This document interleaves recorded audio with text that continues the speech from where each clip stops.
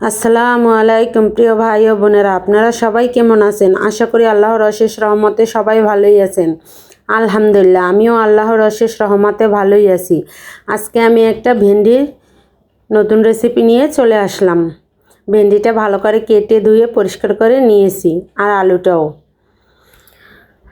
প্রথমে আমি একটা ফ্রাই প্যান বসিয়ে দিলাম। ফ্রাই প্যানে তেল দিয়ে দিলাম। তেলটা গরম হয়ে যাওয়ার পরে ভেন্ডিটা ভেজে নিব। যে সকল ভাই বোনরা ভিডিওটা দেখা শুরু করে দিয়েছেন, প্লিজ একটা লাইক দিয়ে ভিডিওটা দেখা শুরু করে দিবেন, আর দয়া করে সবাই ফুল ওয়াচ করে দিবেন। ভেন্ডিটা ভাজা হয়ে গিয়েছে, নামিয়ে নিলাম। তারপর ওই তেলের ভিতরে দিয়ে দিলাম আলুটাও আমি ভেজে নিব। আলুর ভিতর একটু লবণ দিয়ে দিলাম, যাতে আলুটা খেতে আর পাঁচে পাঁচে লাগে না।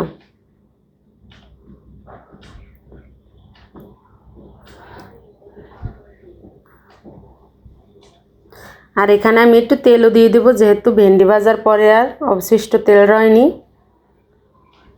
এখন আলুটা লাল লাল করে ভেজে চলে আসছি। আলুটা ভাজা হয়ে গিয়েছে, এখন নামিয়ে নেব। আমার নতুন পুরাতন সকল বন্ধুদেরকে জানাই অন্তরের অন্তঃস্থল থেকে অসংখ্য অসংখ্য ধন্যবাদ ও অনেক অনেক দোয়া। তারপর আলু ভেজে উঠিয়ে ওইখানে পেঁয়াজ আর কাঁচামরিচ দিয়ে কিছুক্ষণ ভেজে নিব। এই গরমে স্বাস্থ্যকর এবং তৃপ্তিকর একটা খাবার এই ভেন্ডির রেসিপিটা। পেঁয়াজটা কাঁচা গন্ধ চলে যাওয়া পর্যন্ত ভেজে নিয়েছি।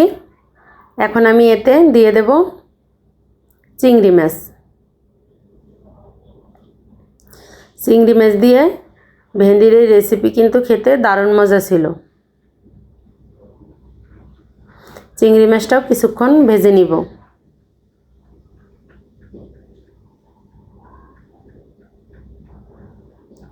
ভেজে এর ভিতরে আমি একটু পানি দিয়ে দেব। পানি দিয়ে বাকি সব মশলা দিয়ে দেব।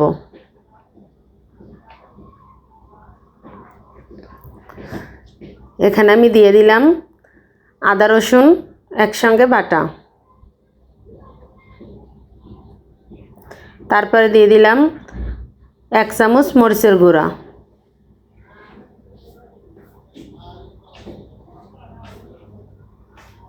তারপরে দিয়ে দিব 1 চামচ হলুদের গুঁড়া।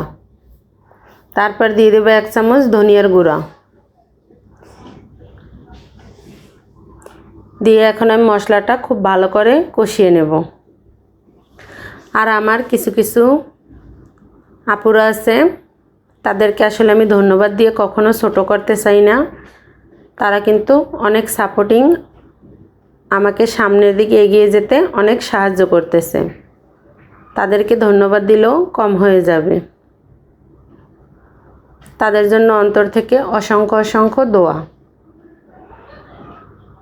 তারাও সফলতার পথে এগিয়ে যাক, আমাকেও নিয়ে যাক। তারপর কিন্তু আমি লবণ দিয়ে দিয়েছি। মশলাটা খুব ভালো করে কষিয়ে নিয়েছি। নিয়ে ভাজা আলুগুলো দিয়ে একটু কষিয়ে নেব। তারপরে ভেন্ডিগুলো দিয়েও কষিয়ে নেব। আর একটা কথা, আমি কিন্তু সব আপুদেরই তুমি তুমি করে কমেন্টে লিখি। জানি না, হয়তো বা কারো পছন্দ নাও হতে পারে। আমার সিনিয়রও আছে, আমার জুনিয়রও আছে।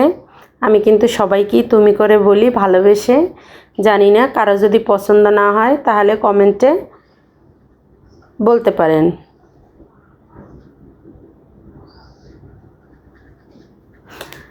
আর যদি কেউ রাগ করেন তাহলে প্লিজ ক্ষমা করে দিবেন, আর কমেন্টে বলে দিবেন।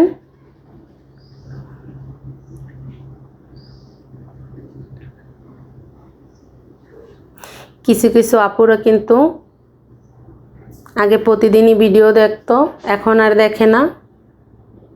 জানি না কেন, হয়তো বা আমার ভিডিও তাদের কাছে ভালো লাগে না।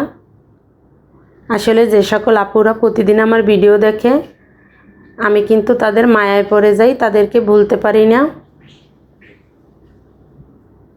কিন্তু তারা যে কিভাবে ভুলে আমি জানি না।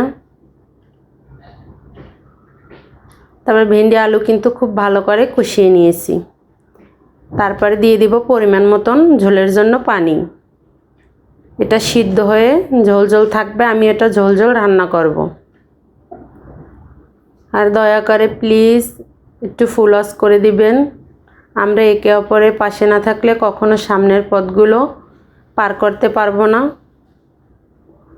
আমি কিন্তু সবার ভিডিওই লাইক দিয়ে ফুল অস করে দেই, কখনো কারো ক্ষতি করি না। প্লিজ কেউ ক্ষতি করবেন না। যাদের ভিডিওটা দেখতে মন চাইবে না দয়া করে ক্লিক করবেন না। এখন আমি এটা ঢেকে রান্না করে নিব। রান্না করে চলে আসছি। দেখুন মাশাআল্লাহ, এটা দেখতে কতটা সুন্দর হয়েছে, খেতেও কিন্তু দারুণ ছিল। আবার দেখা হবে নতুন আরেকটা ভিডিও নিয়ে। আল্লাহ হাফেজ।